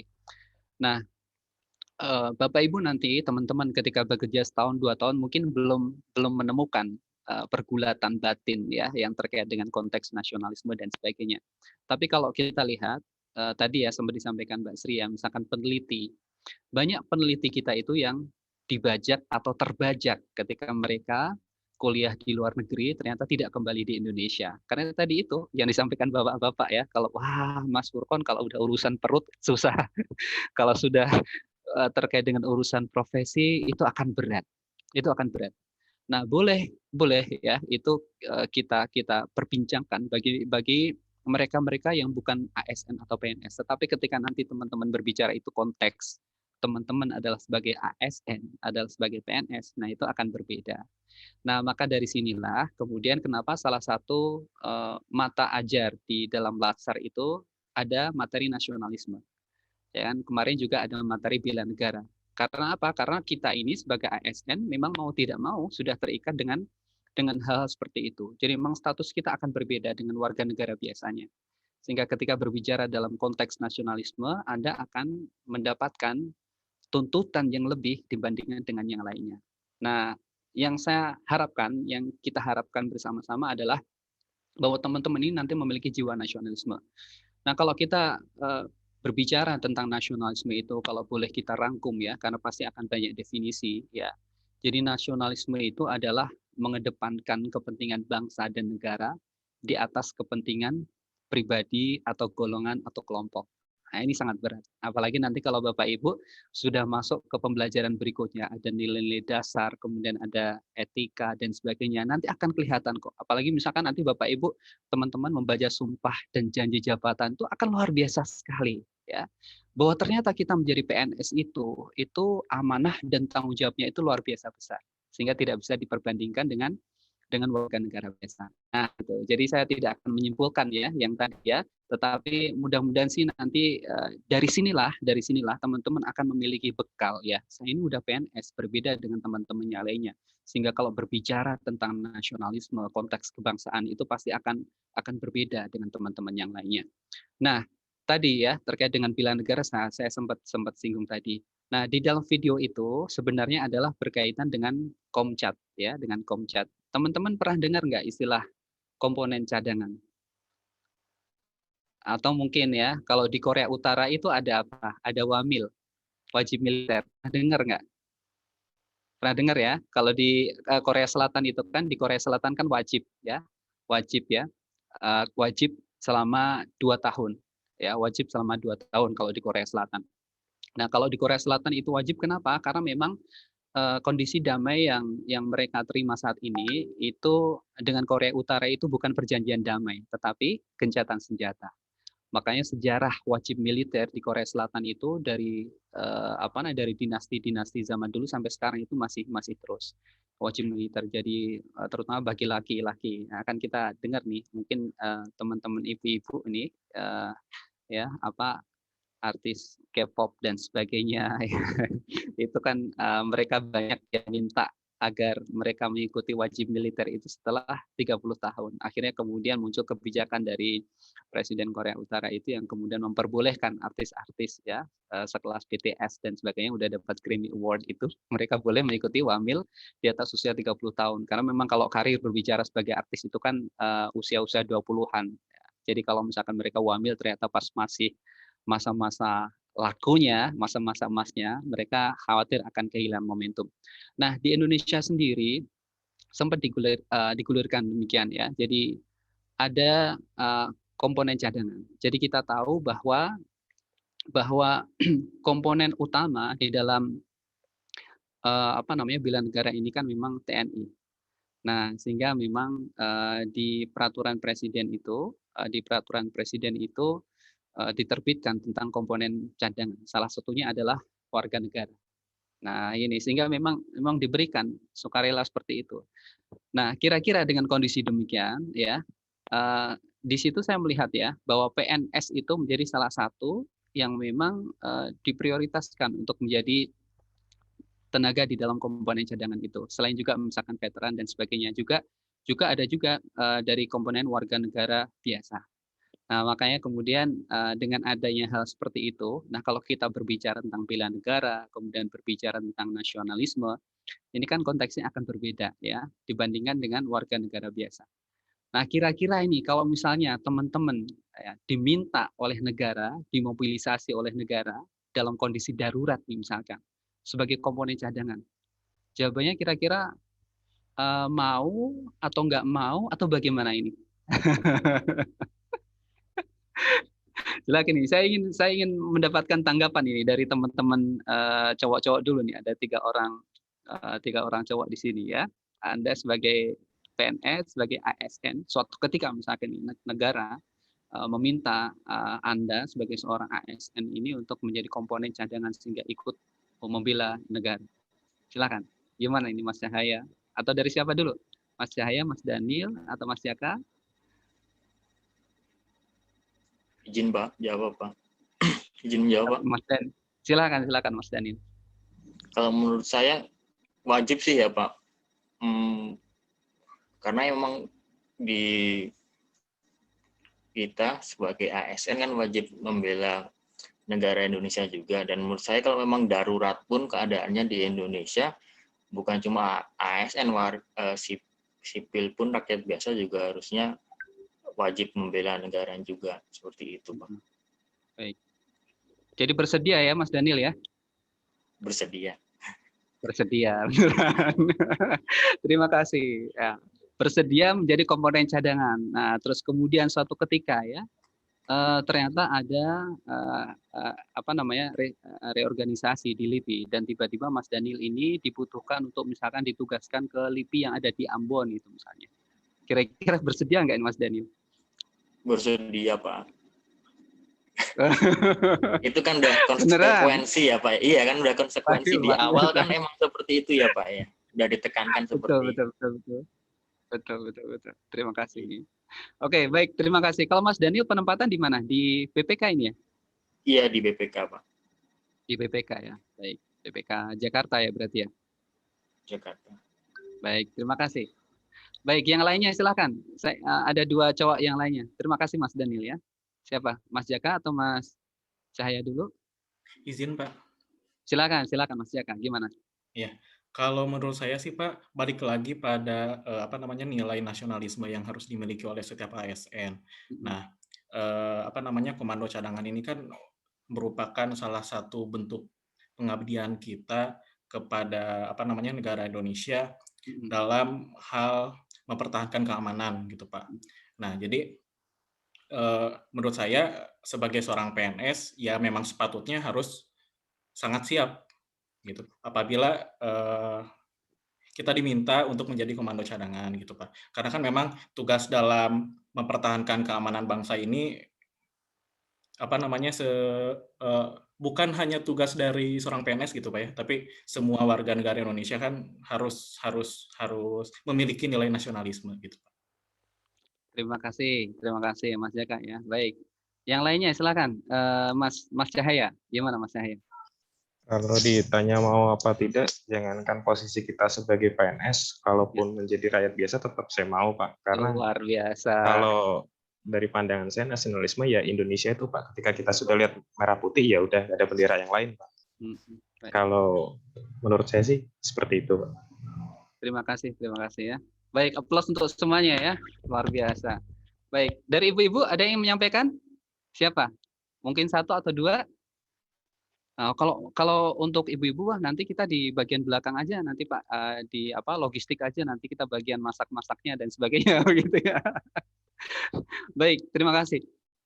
Terkait dengan hal ini ya, betul yang disampaikan oleh teman-teman semuanya. Nah, kenapa tadi tentang komponen cadangan? Karena memang sebagai ASN, sebagai PNS, kita itu nanti kewajiban kita itu lebih besar dibandingkan dengan warga negara biasa ketika nanti memang negara membutuhkan kita di dalam upaya untuk melakukan bela negara ya, sehingga memang nanti di dalam peraturan pemerintah itu kan misalkan veteran kemudian ASN itu memang menjadi prioritas untuk nanti menjadi komponen cadangan ya yang membantu komponen utama yang di TNI itu. Nah, menarik tadi yang disampaikan Mas Cahaya ya tentang darah kita ya. Saya teringat tadi malam itu pidato orasi siapa yang menyampaikan semalam itu ya? Bung Tomo atau siapa itu? Bung Tomo, Pak. Bung Tomo ya, ketika beliau mengatakan selama darah kita masih berwarna merah, kemudian terpercik di kain berwarna putih, ya maka masih tetap ada merah putih itu. Nah, kisah tentang nasionalisme sendiri, saya yakin teman-teman pasti akan banyak mendapatkan hal itu. Nah, satu hal yang saya catat dari pelajaran guru bangsa kita, Presiden Indonesia, yang kita kenal dengan Bapak Pluralisme, yang menaikkan gaji PNS 100% siapa? Siapa? SBY. Ayo. Bukan. Oh, bukan. Siapa? Siapa? Oh, Pak Gus Dur. Betul, Mas Daniel, Gus Dur ya. Jadi meskipun begitu-begitu ya, mohon maaf nih, saya pakai kata meskipun begitu-begitu, Gus Dur itu luar biasa ya. Jadi beliau itu yang menaikkan gaji PNS 100%. Makanya teman-teman semuanya kalau ingat zaman dulu ya, misalkan orang tua kita ya, ada om, tante, pak D kita mungkin, atau mungkin orang tua kita PNS zaman dulu kan susah ya. Tapi ketika zaman Gus Dur itu, alhamdulillah beliau menaikkan tunjangan PNS 100% itu gaji. Makanya sekarang teman-teman menikmati yang PNS itu bisa bergaji besar ya.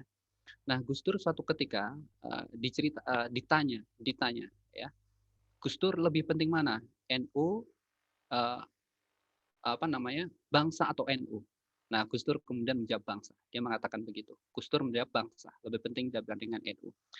Dan kemudian pada suatu kisah yang diceritakan oleh anak beliau ya, Mbak Yeni Wahid, kemudian pas pada saat Gus Dur dilengsarkan pada waktu itu, Yeni Wahid ini bertanya kepada Gus Dur, Bapak, kenapa Bapak tidak mundur saja? Kenapa Bapak tidak mundur saja? Ya, kan musuhnya Bapak banyak. Lalu Gus Dur ini mengatakan begini, saya tidak mundur karena saya yakin secara konstitusi saya benar. Kebenaran tidak bisa dikalahkan dengan suara terbanyak. Dia mengatakan seperti itu. Kebenaran tidak bisa dikalahkan oleh suara terbanyak. Makanya kemudian waktu itu kan dia membuat apa? Dekret ya. Ya, kita dengar dulu kalau berbicara tentang dekret kan adanya di zaman pra kemerdekaan yang dulu ya, zaman perjuangan ya. Ternyata Gus Dur menerbitkan dekret meskipun juga itu tidak berhasil. Tetapi kemudian Gus Dur ini mendengar bahwa ternyata dari Jawa Tengah, dari Jawa Timur, dari Jogja, dari mana-mana ini ada pergerakan ribuan massa yang datang ke Jakarta untuk membela Gus Dur, ya. Dan mereka siap pasukan berani mati, ya. Kan apalagi kalau misalkan Gus Dur itu kan dari keturunan kiai ya. Kalau misalkan kiainya sudah dibegitukan kan, pembelaan santri terhadap kiai itu kan luar biasa, mereka berani berjihad. Nah, ketika Gus Dur mendengar hal itu, yang dilakukan Gus Dur adalah apa? Nah, adalah dia tidak lagi kekeh untuk meneruskan jabatannya. Dia tidak lagi kekeh meneruskan jabatannya, dan justru dia bersedia untuk keluar dari istana, mundur dari presiden. Karena diceritakan oleh Yeni Wahid, dia dikatakan ketika jabatan itu sudah dikotori oleh darah dan korban dari rakyat, maka itu bukan lagi sebuah kekuasaan. Makanya kemudian Gus Dur itu mengatakan bahwa kemanusiaan itu lebih penting dibandingkan dengan politik. Nah, itu sebenarnya adalah sebuah pembelajaran ya. Kita lihat satu-satunya presiden yang mau dilengsarkan itu kan Gus Dur ya. Coba kita lihat ya, dengan celana pendek, beliau keluar dari istana. Dan sebenarnya kalau misalkan mau bisa juga misalkan pada saat itu, tetapi dia nggak mau jika saat itu terjadi perang ya, pertumpahan darah, karena pasti itu akan terjadi. Nah, nanti suatu ketika teman-teman itu nanti akan dihadapkan pada kondisi-kondisi seperti itu. Ya, apalagi teman-teman nanti sebagai ASN. Dan kalau kita lihat ya, dan kalau kita baca dari modul itu tentang nasionalisme kan, selain nasionalisme yang dilandasi oleh 5 sila Pancasila, ya, kemudian ASN sebagai pelaksana kebijakan publik, sebagai pelayan publik, lalu kemudian perekat dan pemersatu bangsa. Nah, itu konsekuensinya akan besar, teman-teman ya. Konsekuensi akan besar. Nah, nanti mungkin pembahasan itu akan lebih tentang pelayanan publik, nanti akan lebih kuat lagi di agenda yang ketiga, ya. Nah, satu yang ingin saya ingin tegaskan kepada teman-teman ya, kalau konteks nasionalisme berlandaskan Pancasila, saya kira teman-teman juga sudah memahami itu. Artinya begini ya, menarik dari kesimpulan dari perbincangan yang di awal tadi adalah bahwa kepentingan bangsa dan negara itu harus lebih besar dibandingkan kepentingan pribadi atau golongan. Nah, kalau di dalam konteks nanti teman-teman sudah bekerja di Satker, kemudian sudah bekerja di institusi ya, nanti pasti ada itu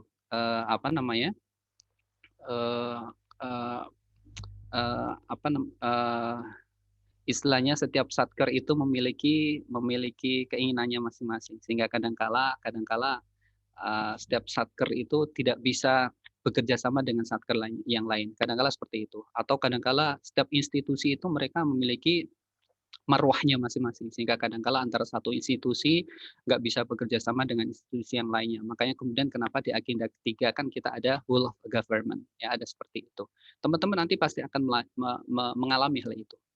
Nah, kenapa kemudian juga ada pelayan publik ya sebagai pelaksana kebijakan publik, ada pelayan publik, kemudian ada perekat dan pemersatu bangsa, itu akan sangat penting. Jadi sebagaimana saya sampaikan di awal, ketika kita sudah sebagai PNS, ASN itu pasti akan berbeda dengan profesi yang lainnya. Ya, sebagai pelayan publik misalnya, teman-teman memiliki kewajiban untuk memberikan layanan sebaik-baiknya kepada publik. Terus kemudian sebagai perekat dan pemersatu bangsa, ya, teman-teman ini diharapkan sebagai unsur yang nanti akan mendorong terjadinya adanya persatuan. Nah, makanya nanti coba kita memahami kebijakan-kebijakan pemerintah ya, misalnya kadang-kala kan memang kebijakan pemerintah ini kan ya autokritik ya, kadang-kala kita mengkritik kebijakan pemerintah yang kadang-kala terlalu represif terhadap satu kelompok tertentu dan sebagainya. Cuman kalau kita memahami memang itu semuanya adalah untuk kepentingan bangsa dan negara, meskipun juga misalkan kita sadari bahwa ada oknum dan sebagainya. Dan pasti juga sudah dijelaskan oleh Pak Hamdan ya tentang 5 sila ya, sila yang pertama ya. Tahu nggak siapa yang inspirasi siapa itu yang sehingga sila pertama itu berbunyi ketuhanan yang Maha Esa, bukan yang syariat Islam. Dari siapa? Dari siapa, tahu nggak? Ada yang mau menjawab?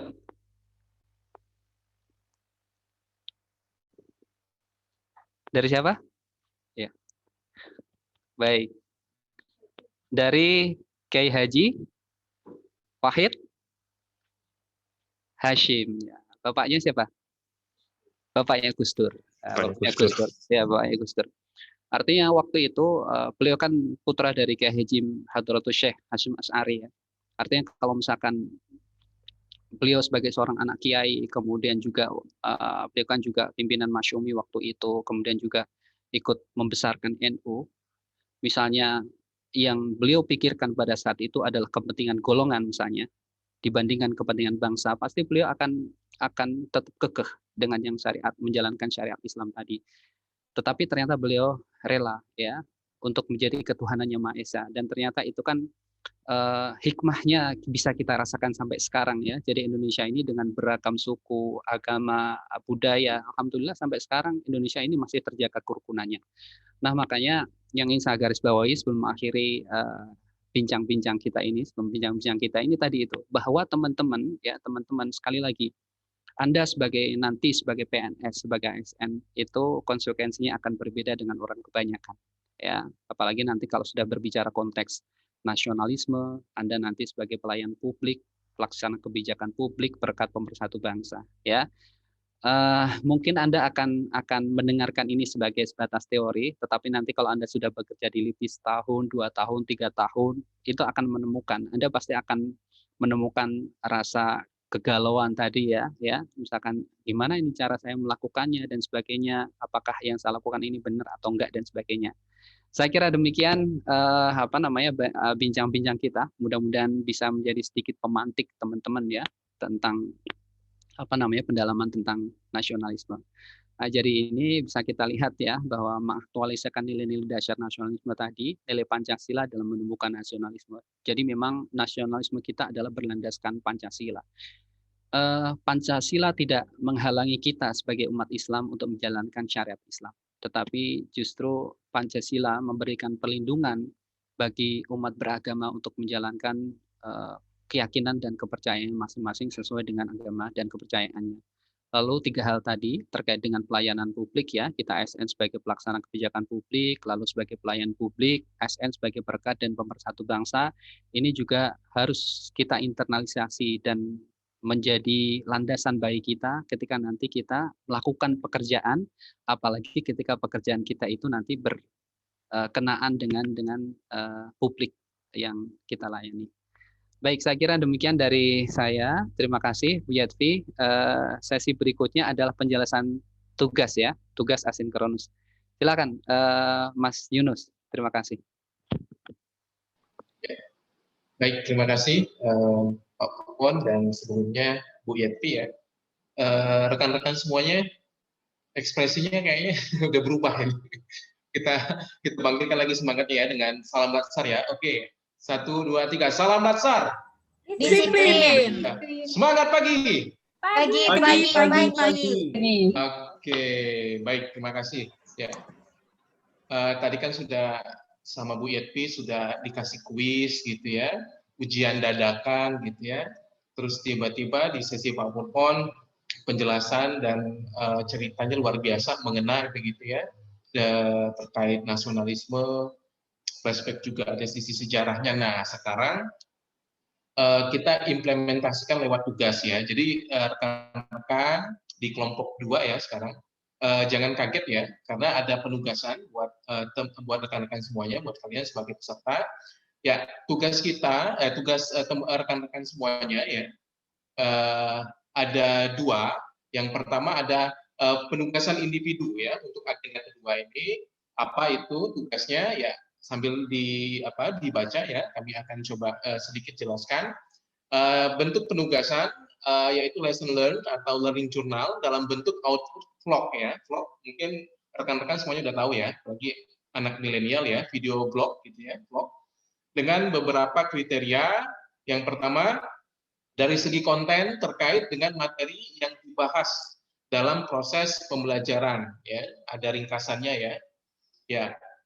Yang kedua, terkait konten, juga peserta memberikan pandangan atau perspektif yang menguatkan substansi. Dan yang ketiga, terkait komponen konten adalah pengembangan dengan menambahkan hal baru, ya, seperti referensi, contoh, dan lain-lain. Ya. Jadi rekan-rekan kan hari ini sudah belajar kan dengan Bu Yatvi terkait akuntabilitas, dengan Pak Pupon terkait nasionalisme, begitu ya. Ya. Nah, terkait vlognya itu sendiri, durasinya tidak panjang ya, hanya 5 menit saja, dengan format file itu ada MP4 gitu ya. Nah, untuk aspek penilaian, rekan-rekan ya peserta di kelompok 2 harus underline sekali ya. Ini kan penugasan individu ya. Yang pertama originalitas ya, jadi harus orisinil ya, jadi jangan nyontek-nyontek sebenarnya ya. Yang kedua ada harus sistematis dan juga understandable atau mudah dipahami gitu. Nggak usah meribetkan diri sendiri ya intinya. Terus selain itu ada juga komponen untuk penguatan dan pengembangan yang dilakukan relevan dengan topik materi gitu ya. Jadi jangan keluar jalur ya. Dan pastinya harus kreatif ya dan inovatif. Artinya eye catching, menarik gitu ya vlognya. Nah, untuk sarana pengumpulan tugas seperti yang dari awal sudah dijelaskan oleh panitia penyelenggara bahwa tiap peserta kan ada channel YouTube ya. Jadi monggo silakan tugasnya juga harus diunggah di situ, terus juga di LMS Latsar CPNS LIPI dan juga by email serta WhatsApp fasilitator begitu ya. Nah, kapan sih dikumpulin? Ini tugas individu agenda 2 ini ya harus dicermati rekan-rekan semuanya untuk manajemen waktunya bahwa tugas ini dikumpulkan hari ke-7 ya. Hari ke-7 itu kapan? Hari ini, tapi maksimal ya pukul 23.59. Ingat ya, kata maksimal artinya paling lambat pukul 23.59.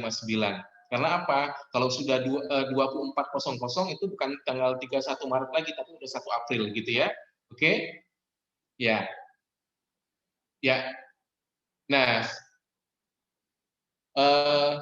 ada pertanyaan mungkin dari rekan-rekan, mungkin ada yang belum jelas?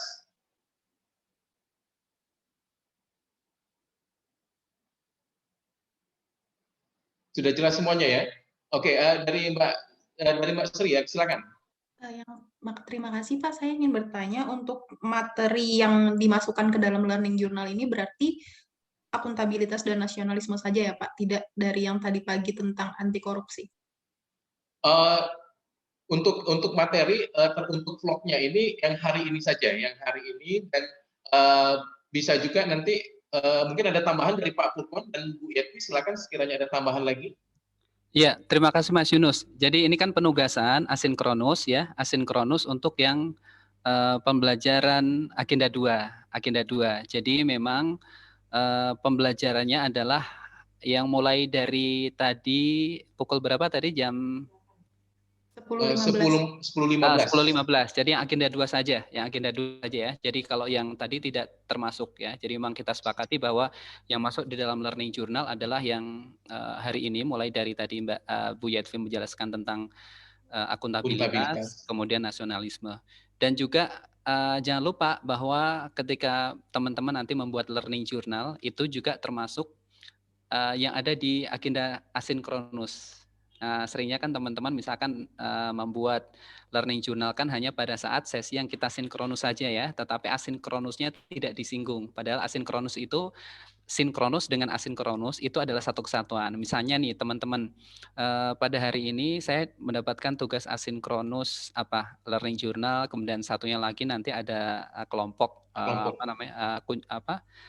Laporan virtual itu ya. Nah, Anda sampaikan kira-kira hikmahnya apa dan sebagainya, kemudian manfaatnya apa dan bagaimana. Nah itu sehingga terkait dengan penugasan asinkronusnya juga sebaiknya juga teman-teman nanti dimasukkan di dalam learning journalnya. Oke, baik, terima kasih Pak Purkon untuk tambahannya. Jadi jelas ya rekan-rekan semuanya ya terkait penugasan yang pertama penugasan mandiri ya. Dan yang kedua ada penugasan kelompok ya untuk agenda 2 dalam bentuk liputan virtual tokoh atau pejuang bangsa 3 zaman ya, dari zaman pra kemerdekaan, ada zaman kemerdekaan dan juga di era sekarang atau masa kini ya. Dalam bentuk laporan dengan beberapa kriteria rekan-rekan bisa disimak ya. Kalau bisa di screenshot nggak apa-apa ini. Yang pertama untuk segi konten mengambil 3 tokoh pejuang bangsa ya, satu dari tokoh dari zaman pra kemerdekaan, satu di zaman kemerdekaan dan satu lagi di tokoh di masa kini begitu ya. Dan mengambil dan menjelaskan nilai-nilai dari tokoh pejuang bangsa tersebut dan proses internalisasi yang akan dilakukan. Dalam format file itu PDF ya, laporannya minimal 5 halaman, 1 spasi ya, font Arial, font size-nya 12 ya.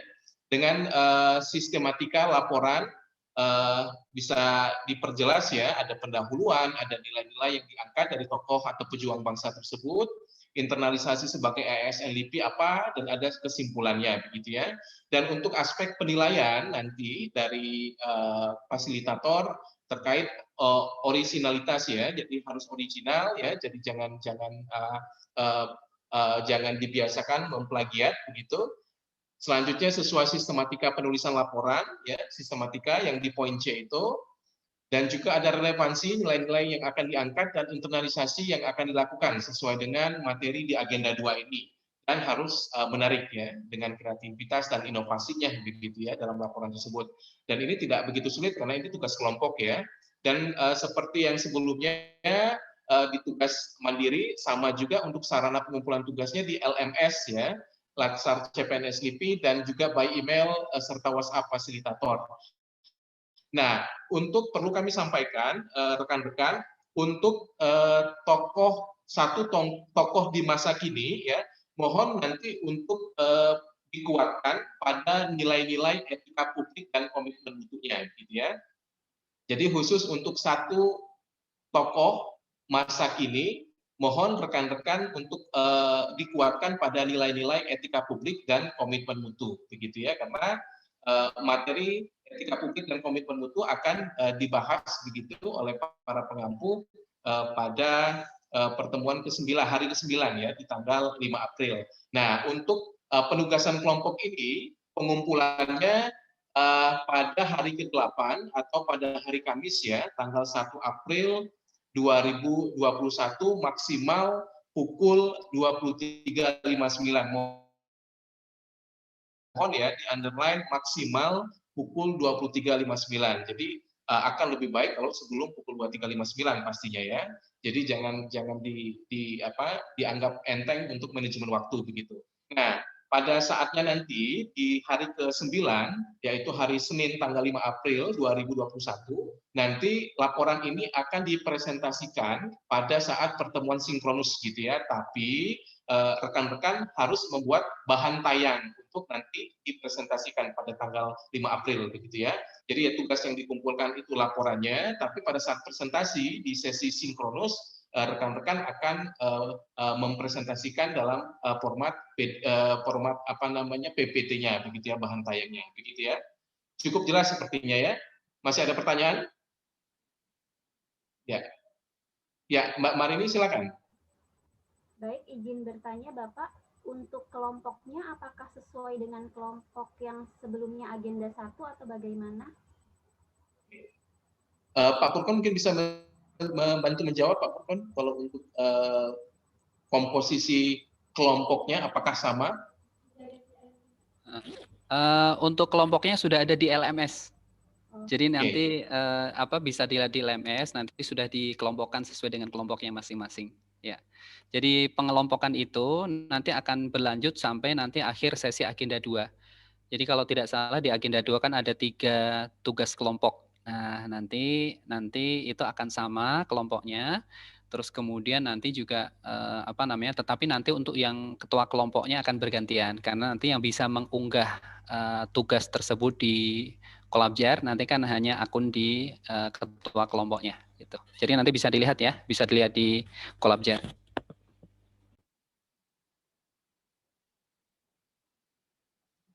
Baik. Terima kasih Pak Purkon, sudah cukup jelas ya Mbak Marini dan rekan-rekan peserta yang lain sudah jelas ya. Baik, silakan Bu Yeti. Kelompoknya nanti dibagi 3 ya teman-teman, rekan-rekan semuanya. Jadi ada 2 kelompok yang isinya 3 orang, yang 1 4. Nggak boleh ngiri ya. Soalnya yang 1 nggak bisa dibagi-bagi 3 ya. Jadi beruntung yang dapat 4 gitu kan. Jadi 4 3 3 seperti itu kelompoknya. Silakan dicek di LMS-nya. Baik Bu Yeti, terima kasih. Baik, nanti dicek ya. Udah jelas kayaknya ya rekan-rekan Mbak Marini dan yang lainnya mungkin ya. Sudah jelas Bapak? Ya, sudah cukup jelas. Jadi mohon manajemen waktunya untuk pengumpulan tugas ya. Oh, Mbak Maria masih ada pertanyaan, silakan. Sesingkat saja Mbak. Ya, izin bertanya Pak, untuk yang pengumpulan tugas melalui email dan WhatsApp-nya kemana ya Pak? Dan dalam bentuk apa? Maksudnya link yang tadi video vlognya itu? Laporan linknya atau bagaimana Pak? Terima kasih. Oke. Bu Yeti, ya. Silakan Bu. Boleh izin menjawab. Untuk pengumpulan vlognya. Untuk pengumpulan vlognya linknya saja Pak.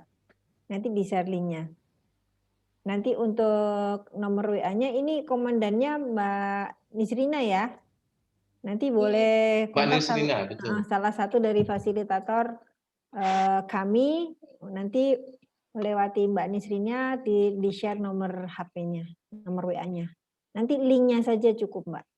Ya, baik Ibu. Oke.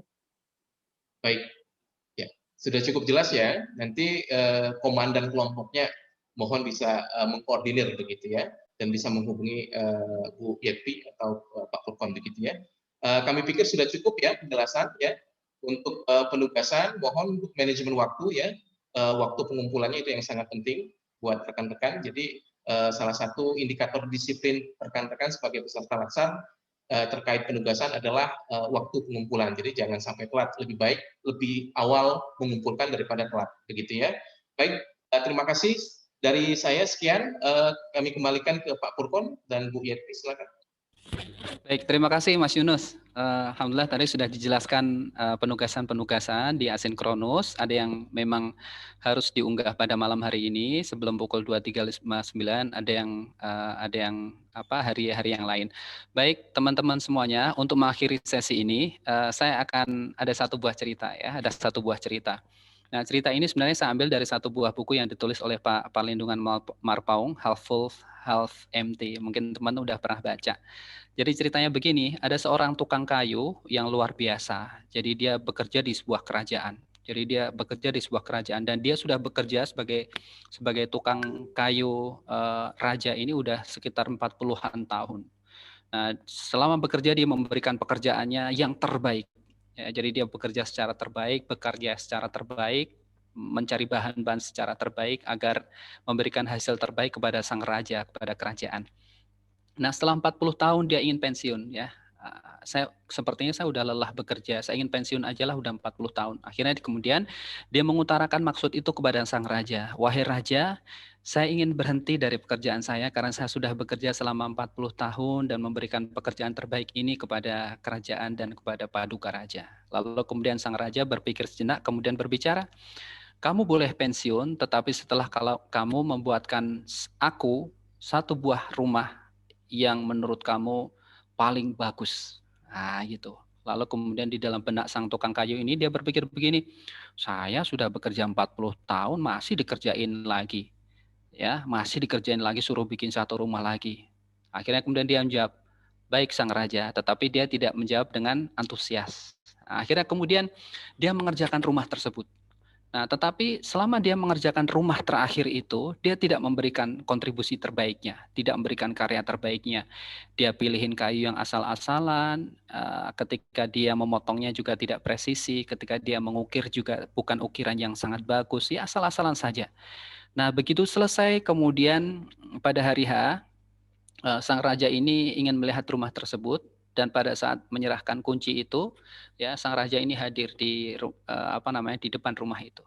Nah, kemudian ketika sang tukang kayu ini memberikan kunci rumah yang baru ia buat, rumah terakhir sebagai karyanya untuk dia berikan kepada sang raja ini, ia berikan kepada sang raja, wahai paduka raja, saya serahkan kunci ini kepada Anda. Inilah karya saya sebagai janji paduka raja agar saya bisa pensiun. Nah, itu.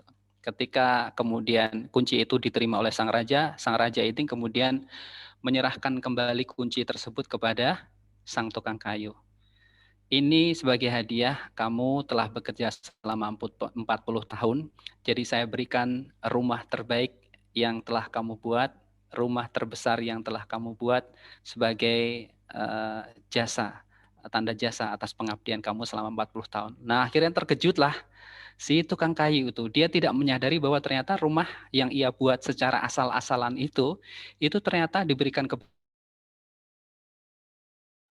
rumah yang yang menjadi beban terakhir sebelum dia pensiun itu justru akan diberikan kepada dia. Nah, hikmahnya adalah teman-teman bahwa ketika kita bekerja itu, kita harus bekerja dengan sebaik mungkin.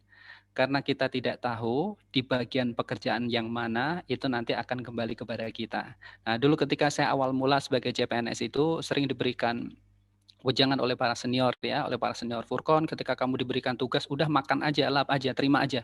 Kerjakan dengan sebaik-baiknya, meskipun itu tidak berkaitan dengan fungsional kamu. Nah, ingat kan kemarin pas pada saat Pak Kepala LIPI, beliau menyampaikan, untuk menjadi sestama harus tahu banyak hal. Ya, untuk menjadi Kepala LIPI harus tahu banyak hal. Bukan hanya secara substantif, tapi misalkan hal teknis. Misalnya meskipun peneliti, tapi tahu tentang bagaimana sistem pelaporan keuangan, bagaimana penganggaran, dan sebagainya. Makanya teman-teman kerjakan dengan sebaik mungkin tugas yang diberikan oleh atasan oleh institusi ini kepada kita, karena pasti itu nanti akan kembalinya kepada kita. Kalau kita memberikan yang terbaik, maka kita akan mendapatkan yang terbaik. Saya kira demikian untuk mengakhiri sesi pada hari ini. Nanti insya Allah kita akan kembali lagi ketemu di hari Senin ya. Hari Senin nanti kita akan ketemu. Betul ya, hari Senin kita akan ketemu lagi. Terima kasih dari saya mewakili teman-teman Widya Iswara dan juga tim dari Puspindiklat LIPI. Kita akhiri di sesi ini. Assalamualaikum warahmatullahi wabarakatuh. Dan yel-yel dulu ya, yel-yel dulu silakan dipimpin. Waalaikumsalam. Mohon izin Bapak Ibu untuk menyampaikan laporan. Silakan. Baik. Lapor peserta Latsar CPNS golongan 3 LIPI tahun 2021, angkatan 1, kelompok 2 berjumlah 10 orang telah selesai menerima pembelajaran. Bubarkan. Baik, sebelum mengakhiri, mari kita berdoa menurut kepercayaan dan agama masing-masing. Berdoa dimulai.